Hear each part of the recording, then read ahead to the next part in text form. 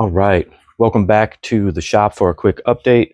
As I promised, today we're working on the silver car again, and we are still working on these air pipes that go to these bulkheads, which then support a set of air filters underneath here, which I'll eventually build a box for. But for now, we're trying to fit these pipes, and being that this is already established, it's been a little tricky to try and get it to line up the way I want it to look. So as it sits right now, this pipe is 3.5 inch, needs to move forward a bit, and this angle needs to be reduced slightly. I used a piece of aluminum tape to verify how close it is to the hood, and it's too close to the hood, so this thing needs to all go down a little bit.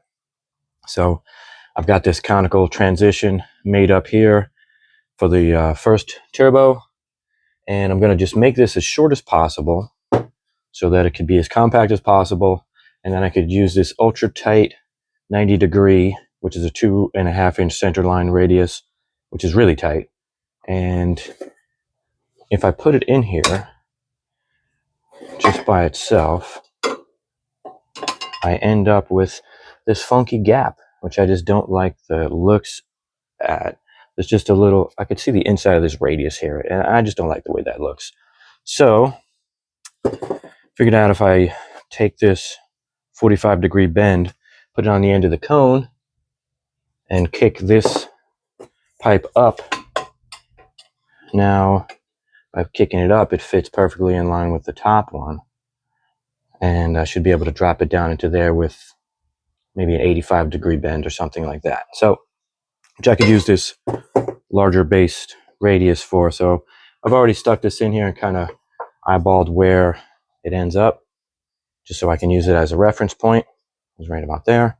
And so basically what I need to do first is to establish this lower pipe right here with this cone, and make that as low as possible, clear these clamps, and then I should be able to then make the top one happen. So that's what it looks like so far. There's a bunch of tubes laying around and a bunch of saws and welders and stuff. So just kind of fitting everything and seeing how it goes and what I like. And these things take a long time. Usually me, because I'm not very satisfied with stuff and I just have to stare at it. One of the beautiful things about having your workshop at home is you can come out here at 1 o'clock in the morning and say, is that going to work and whatnot. So this is where I'm at, and I got work clothes on and I'm making it happen, and it's fun times.